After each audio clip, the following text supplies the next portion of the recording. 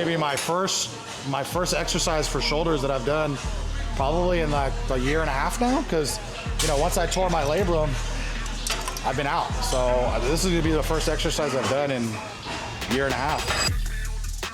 What's that? All right, so this is an Arsenal machine. It's probably the most popular machine. I feel like when I first opened the gym, this was like this and the pendulum squat. Super popular, people love it. I honestly think it's gotta be one of the best shoulder machines out there. The key with this one, and it's just any side laterals that you do, you always, and I don't care what it is in the gym, what exercise you do in the gym, you always want your chest to be out, right? If I'm doing squats, I want my chest out. If I'm doing biceps, I want my chest out, right? You wanna have good posture. If I'm doing even a bend over row, like I wanna make sure my chest is out. If you always go in with that mindset, like just making sure your chest is out, you're gonna do really well. If I'm doing a row, someone asked me yesterday, if I'm doing a row, right, how far can I go forward? Well, keep your chest out, and however far forward you can go from there and stretch, that's where you wanna be. You don't wanna be able to round your shoulders, right? Same thing if I'm doing triceps. I don't wanna be rounding my shoulders and doing triceps. I wanna make sure my chest is out. So when I'm doing this exercise, I make sure my chest is out, right? My posture's good, my core's set. And from there, I always tell myself, right, my elbows are gonna go higher than my hands. So elbows first and then my hands, right? And for me, I'm only trying to work out my shoulders and not my traps. So I wanna make sure I'm hitting my delt. I don't wanna, if I'm moving forward or I don't have good posture and I come up, that's a lot of my front delt here, right? And I don't wanna do that. I wanna make sure my posture is good and I'm actually hitting the middle part of my delt. So chest out, shoulder blades back, traps are pinned down, and then from there we're just going up and down, and we're not going super high. When I start going higher, I start hitting more traps, right? I don't wanna hit traps, I just wanna hit my shoulders. So I'm just here, just like this. Nice and slow on the way down, control. And then exercise like this, the shoulder muscle isn't a huge muscle, right? It's a very small muscle. You don't have to go super heavy. And to be honest with you, you don't wanna end up like me. I had a tore labrum, and it's probably because I was doing really heavy stuff on shoulder days. So you wanna keep it light. You could definitely build big shoulders without going super heavy. Think about it, like when you work out, like a lot of times when you work out, your stress is relieved by working out. You know, like I come to the gym a lot of times and like I'm stressed out, I always know, okay, I got the gym, I can work out and I'm gonna feel way better. But when all of a sudden you're injured and you can't come in and work out, it's so hard because now you don't have that stress reliever. So now you gotta be able to deal with that stress without having the gym. Yeah. For me, my whole life, it's always been the gym. I get up in the morning, I look forward to going to the gym, right? And now, all of a sudden I don't have that. I can't basically go work out and get all my stress out. So it's been tough for sure. Did you find a way to substitute it in the meantime, or was it just you were just raw dogging life? I mean, to be honest, there wasn't really a substitution. If anything, I added more stress because I have the gym now too, right? So like, a lot of people don't understand. They think like, oh, it's just a gym and that's it. Like you come in, there's a bunch of weights and you work out. There's so many other things that go into owning your own business, right? There's taxes, there's members, there's clients, something's broken. Like today I woke up, I'm looking at my phone, it's got 7 or 8 missed calls, and I'm like, oh no, what happened? Our Sonos, the music goes out, right? So now you don't have a gym with 2 hours of music. If someone walks in and they're like, oh, there was no music on, maybe they're gonna complain. Maybe they write a Google review and they don't like your gym, right? These things can stress you out. And so for me, typically I would be able to go work out and get that stress taken care of. I don't have that, right?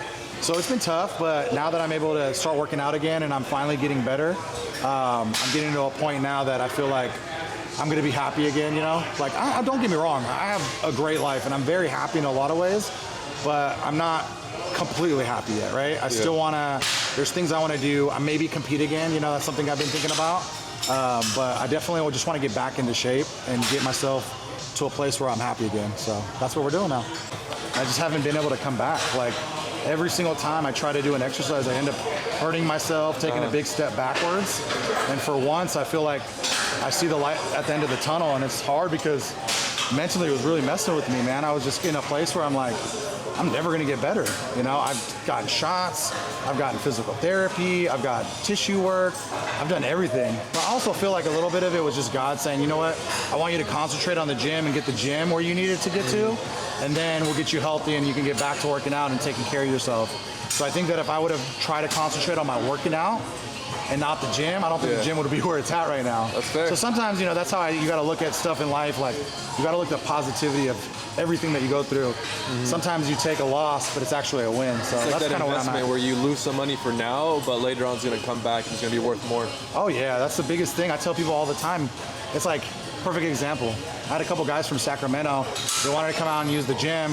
Like, oh, how much is a day pass? I felt bad because they're driving all the way from Sac. So don't worry, I'll take care of your day pass. Just come in, use the gym. At the time, it's like, okay, well, you're not charging these guys any money for a day pass. That's not smart as a business owner.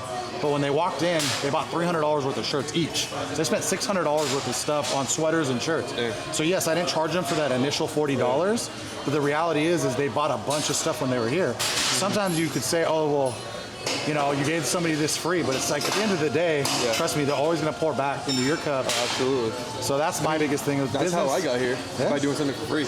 Yeah. And now it's a paid experience. Yeah. And when you first started, I was like, nah, man, I can't do that right now. I'm not going to be able to pay you at this moment. But trust me, if you stick it out, then you'll be able to get money and get more money. And, you know, you get to a point where your business is doing so well. Now I'm trying to fly some guys out and get people in here, and I'm able to reinvest into the gym.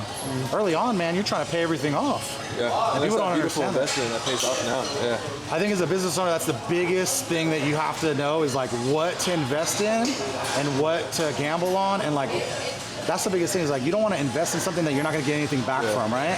So I knew like doing these YouTubes and investing in you, I knew I was going to get something back from it. And I have, right? My gym has gotten way bigger. I think like we might be a couple months away from just completely shutting down memberships. I mean, if you look around, I mean, you've been here a lot. Oh, absolutely. It's like we are packed. I mean, and I don't want to get the gym to a point where like people have to wait on stuff. Like that's the whole thing where we're different from all these other gyms is you walk into this gym and you can get on what you want to get on. If you want to get on a cardio piece of equipment, you're able to do that. Most gyms you walk in and the biggest issue that they have is you can't get on anything. Yep. I don't care how nice your gym is. If I can't work out, If you can't work out, you can't work out. What's the point? So, all right, I'm gonna do one more set here. So chest out, right feet set, core tucked in, and then I'm just coming up. I always try to remind myself, keep my traps out of the movement. I don't want to be using my traps at all. And I just want to make sure that I'm taking my elbows and then I'm guiding with my elbows and not my hands. What I don't want to do, you see a lot of people, they go here and they try to use their hands, right? That's not right. You want to be able to get your elbows. So this is wrong, and then this is right? You want to make sure that you're guiding with your elbows.